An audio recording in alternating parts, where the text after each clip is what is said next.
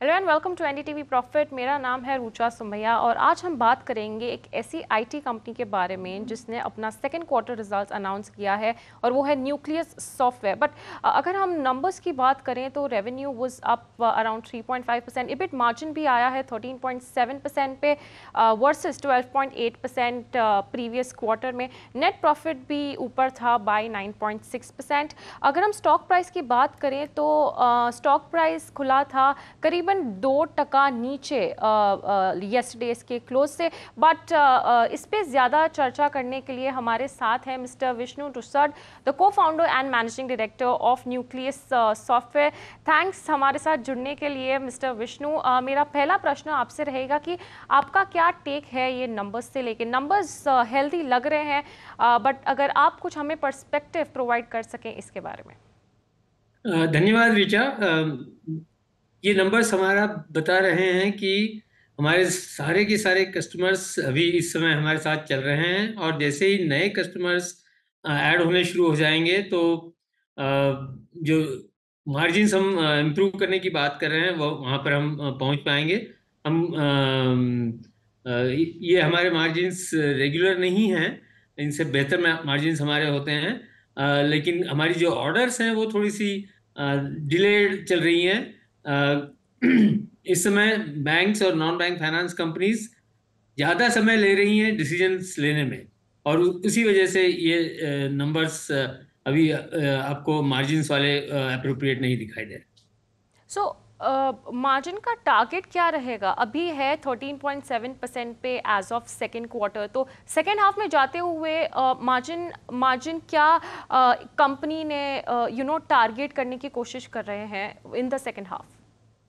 देखिए, हम उस तरह से कभी भी हमारी पॉलिसी के हिसाब से हम कभी भी कोई इस तरह का नंबर नहीं देते हैं। लेकिन अभी इन नंबर से बेहतर मार्जिन्स रहेंगे, पीछे भी जो रहे हैं उस तरह के। ओके ओके, और क्या आप बता सकते हैं ये जो अदर एक्सपेंसेस हैं जिसके वजह से मार्जिन्स ने हिट लिया है? वेल, अदर एक्सपेंसेस 2.2% अप था लास्ट क्वार्टर से अगर हम कंपेयर करें तो क्या आप बता सकते हैं कि ये जो अदर एक्सपेंसेस का रेशियो है as a percentage of revenue, क्या यही कंटिन्यू होगा या लाइकली है कि वो थोड़ा सा रिड्यूस करेगा और मार्जिन को सपोर्ट करेगा? देखिए, हमने बहुत 3 दशकों से हम बहुत अच्छा काम करते आए हैं, लेकिन हमने अपने काम के बारे में लोगों को, मार्केट्स को बहुत ज़्यादा बताया नहीं है। तो ये हमारे एक्सपेंसेस जो बढ़ रहे हैं ये मार्केटिंग की दिशा में बढ़ रहे हैं, और ये और भी बढ़ेंगे इनफैक्ट।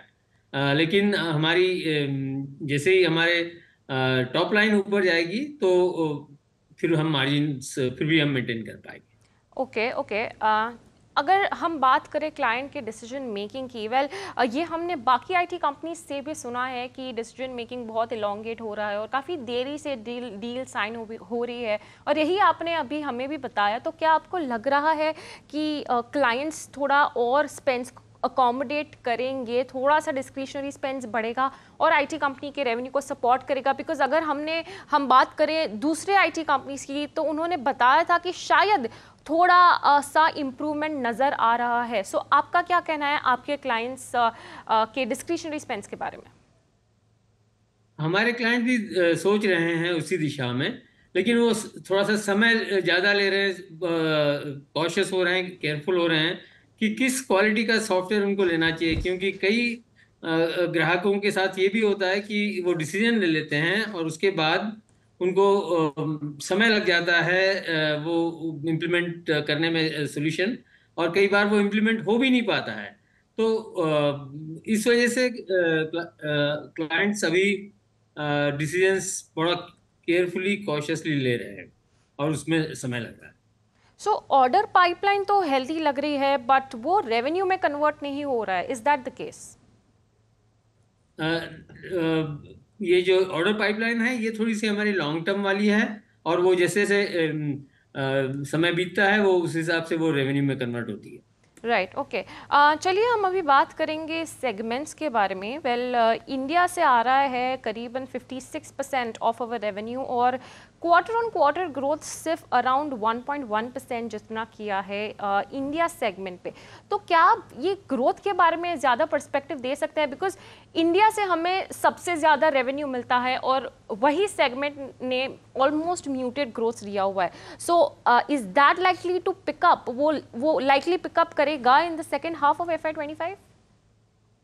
हमारी पूरी उम्मीद है इंडिया में भी हम पिकअप करेंगे और दूसरी जियोग्राफीज में भी हम पिकअप करेंगे, क्योंकि हमारी सभी जियोग्राफीज में कई कस्टमर से लगातार बात चल रही है और ये बात मतलब पिछले 2 क्वार्टर से नहीं, 4, 6, 8 क्वार्टर से चल रही है, कई कुछ क्वार्टर, कुछ जियोग्राफीज में तो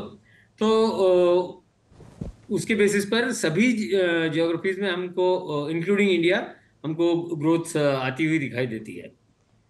तो ये जो मिडिल ईस्ट, अफ्रीका और अदर रीजन है जिसके वजह से मार्जिन्स ने थोड़ा सा हिट लिया है, बिकॉज वहाँ पे ग्रोथ उतनी अच्छी नहीं थी जितना एक्सपेक्टेड था, तो क्या वो रीजन में भी आपको दिखाई दे रहा है कि दैट इज पिकिंग अप?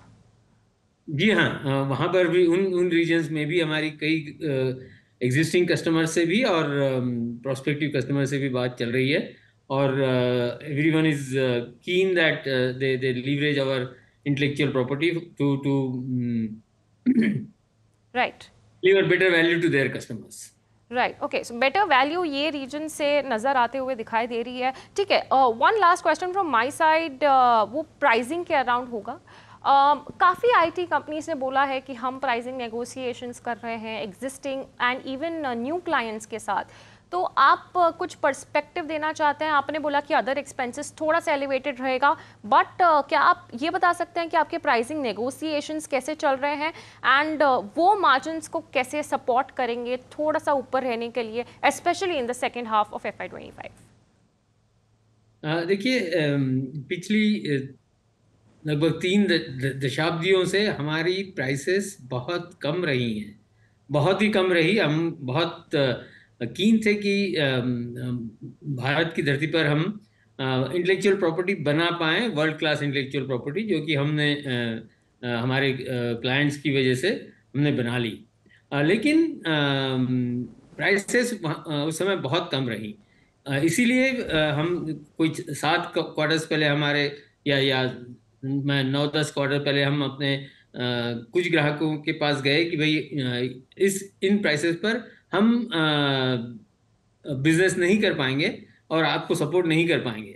तो जब हम गए उनके पास तो वो बहुत ही हमारी अच्छी बातचीत रही और उसके बेसिस पर उन्होंने हमारी कीमतें बढ़ा कर दी, जो कि कॉम्पिटिटिव प्राइसेस से बहुत ज़्यादा कम थी।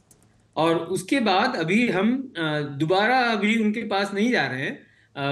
जब कुछ और वैल्यूएबल मोर चीज़ें जब लेकर जाएंगे तभी जाएंगे दोबारा। और अदरवाइज हमारी इस समय 90-95% कस्टमर्स के साथ प्राइस इंक्रीज हो चुका है। Thank you so much Mister Vishnu, और हम आपको ऑल द बेस्ट विश करते हैं for the coming earnings as well.